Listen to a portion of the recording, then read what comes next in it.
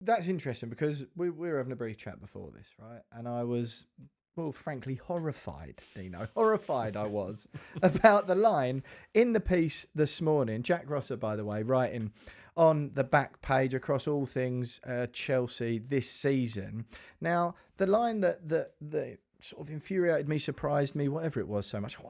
I wasn't that cross about it, if I'm honest. Well, you've seen it. Yeah. But was United are also keen on Benjamin Sesko, RB Leipzig, of course, but are yet to decide which deal to pursue. Now, I came blustering into this morning going, Dino, it's July the 22nd. They're heading off to America for their pre-season tour.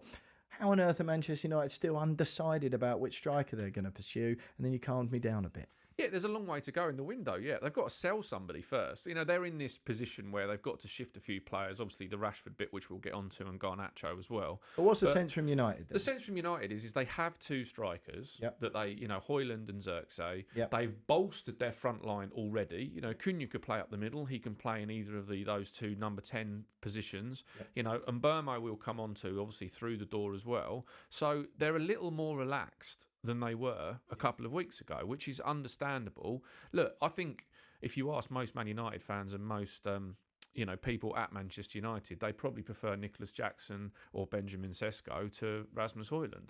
Or Joshua Xerxes. Yeah, I mean, Xerxes is a slightly different player to those two, but I would imagine that they'd like to have Xerxes plus Jackson or Sesko to be in that position where they can move things around up front. But they can't just, under this new regime and with their money constraints, and they're not in Europe, start throwing around £80 million for strikers until they've sold one or at least moved another couple of players on. So they're still in the market. Yeah.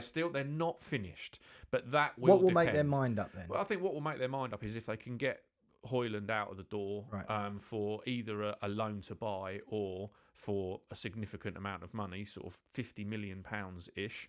And then if they can get somewhere between 40 and 60 for Garnacho, that means they've brought in two forwards, they've moved out two forwards, and then they can go on and spend some more money, which is their transfer budget for the summer.